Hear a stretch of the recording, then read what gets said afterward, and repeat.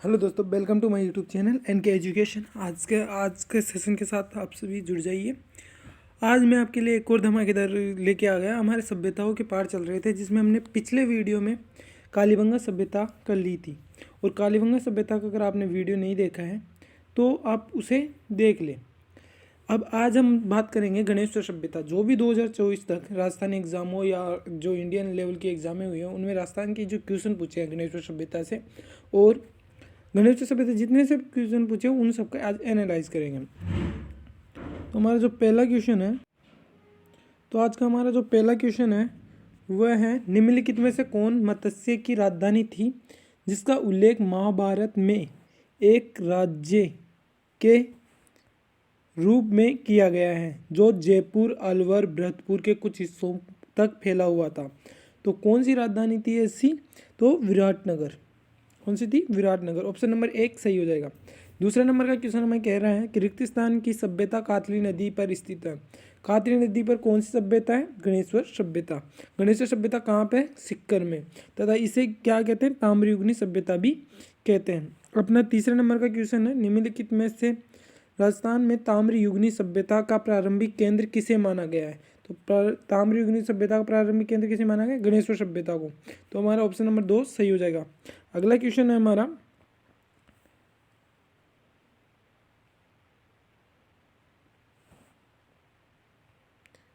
Question number 4 है, किस सभ्यता में मकान एवं बस्तियों बनाने की ईंटों का प्रयोग नहीं किया गया है? तो कौन सी सभ्यता है? गणेश्वर सभ्यता। ऑप्शन नंबर 1 हमारा राइट आंसर हो जाएगा। पांचवा नंबर का क्वेश्चन है, निम्नलिखित में से किस सभ्यता में आवास एवं बस्तियां बनाने में ईंटों का प्रयोग नहीं किया गया है? सेम रिपीटेड क्वेश्चन है एक तरीके से। वो सीईटी 10+2 में 2023 में पूछा गया, ये अगली शिफ्ट में पूछा गया है। तो कौन सी सभ्यता थी? गणेश्वर सभ्यता थी। ठीक है, गणेश्वर। अपना 6 नंबर का क्वेश्चन है, राजस्थान की किस सभ्यता को ताम्र संचयनी के नाम से भी जाना जाता है? पीटीआई परीक्षा में पूछा गया है, 2022 में पूछा गया है। तो कौन सी सभ्यता थी हमारी? गणेश्वर सभ्यता। अपना 7वें नंबर का जो क्वेश्चन है वह है कि गणेश्वर सभ्यता में संस्कृति का महत्वपूर्ण स्थल है। तो बताइए कौन सी संस्कृति का महत्वपूर्ण स्थल है ये? तो ये ताम्रयुगनी के महत्वपूर्ण स्थल है। ठीक है, अगला 8 नंबर का क्वेश्चन, गणेश्वर से प्राप्त मर्तमान किस प्रकार के थे? तो बताइए, गैरिक मर्तमान थे, लाल मर्तमान थे, उत्तरी कृष्ण मर्जित मर्तमान थे, या दूसर चित्रित मर्तमान थे? तो कैसे मर्तमान मिले थे? गणेश्वर सभ्यता से हमें गैरिक मर्तभांड मिले थे। चलो हम आगे के क्वेश्चनों की बात करते हैं। अब अगला क्वेश्चन हमें 9वां क्वेश्चन देखते हैं। क्वेश्चन नंबर 9 कह रहा है, गणेश्वर के टीले में मुख्य रूप से संबंधित है। क्वेश्चन पूछा गया है ARO GK एग्जाम में 2022 में पूछा गया है। तो मुख्य रूप से किस संबंधित है? तो यह है ताम्र संस्कृति से संबंधित था। ठीक है, 10वें नंबर का क्वेश्चन है, निम्नलिखित में से किस सभ्यता में मकान एवं बस्तियों का निर्माण में ईंटों का प्रयोग नहीं किया गया? प्रयोगशाला सहायक में पूछा गया, भूगोल में 2022 में पूछा गया। तो कौन सी सभ्यता थी? हमने पीछे भी बात की है, गणेश्वर सभ्यता। और यह सभ्यता है कहाँ पे? सिक्कर पे। अब अपना जो 11वें नंबर का क्वेश्चन है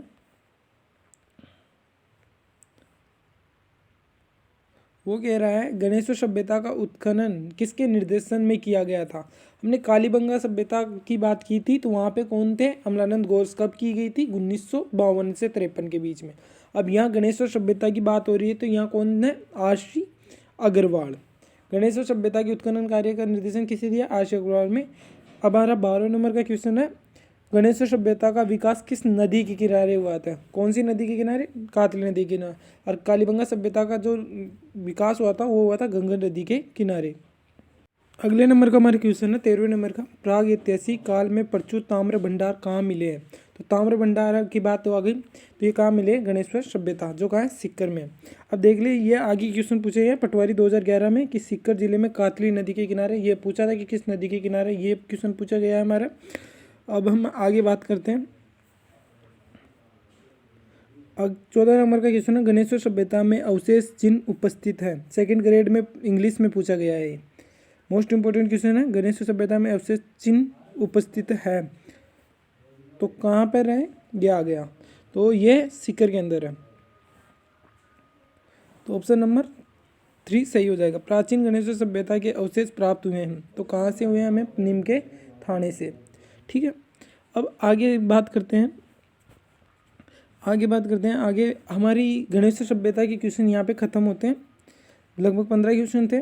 अब हम आहड़ सभ्यता की बात करते हैं।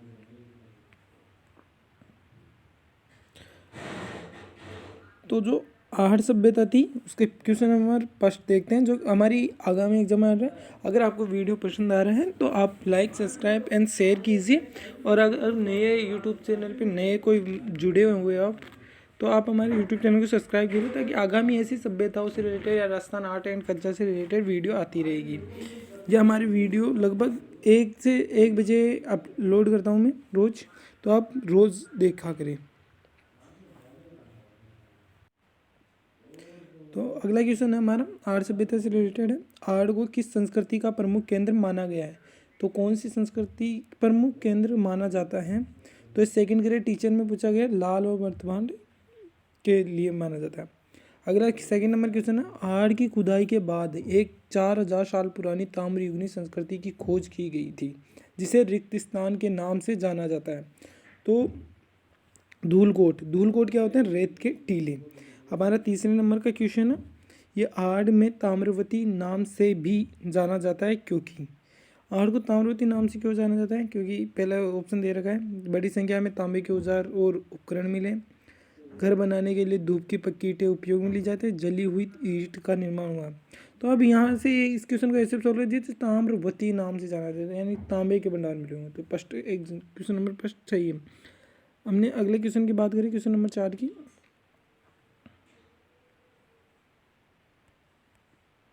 तो वह है, राजस्थान में कौन सी सभ्यता बनास, बेड़च, गंभीरी और कोटारी नदियों के तटों और घाटियों में फैली हुई है? तो कौन सी सभ्यता? आहड़ सभ्यता। अगला क्वेश्चन है, आहड़ सभ्यता का उत्खनन कार्य 1953 में सर्वप्रथम किसके निर्देशन में हुआ था?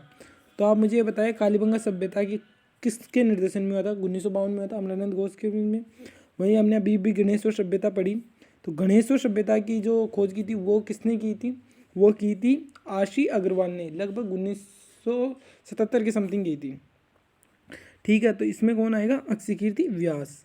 आहड़ सभ्यता की खोज किसने की थी? अक्षयकीर्ति व्यास ने। हमारा अगला नंबर का क्वेश्चन देखते हैं, जाडोल, उदयपुर, कुरड़ा, नागौर, श्रावणिया, बीकानेर, नंद्रापुर, जयपुर के क्या समानता है?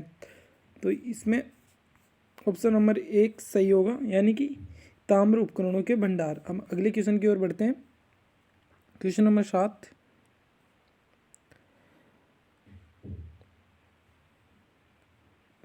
निम्नलिखित में से कौन सा स्थान आहड़ सभ्यता से संबंधित नहीं है? तो आहड़ सभ्यता से संबंधित स्थान कौन सा है? आबानेरी। आबानेरी कहाँ है? दौसा में, इसलिए यह आहड़ सभ्यता से संबंधित नहीं है। धूलकोट कहाँ स्थित है? हमें अभी अभी बात की कि धूलकोट का अर्थ क्या होता है। धूल की जो टीले थे वो, यानी जो रेत के टीले थे, उन्हें धूलकोट कहा गया है यहाँ पे, तो ये आहड़ में थे। निम्नलिखित में से, अगला क्वेश्चन है, निम्नलिखित में से किस संस्कृति को बनास संस्कृति भी कहा जाता है? तो जो बनास नदी के किनारे स्थित होगी, ओबियसली बात है। तो कौन सी संस्कृति है? आहड़ संस्कृति। अगला क्वेश्चन है, निम्नलिखित में से किस सभ्यता को धूलकोट भी कहा जाता है? तो आहड़ सभ्यता को धूलकोट भी कहा जाता है। तो हमारा जो 11वें नंबर का क्वेश्चन है उसकी बात करते हैं कि निम्नलिखित में से कौन सा पुरातात्विक स्थल ताम्रवती नाम से जाना जाता है? ताम्रवती नाम से जाना जाता है। तो ऑप्शन नंबर 3 आहड़ सभ्यता। हमारे अगले क्वेश्चन पे चलते हैं।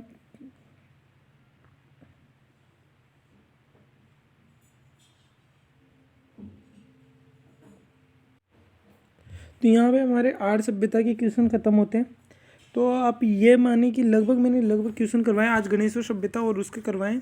अब हम कल जो हमारी बेराट सभ्यता थी उससे रिलेटेड क्वेश्चन करवाएंगे।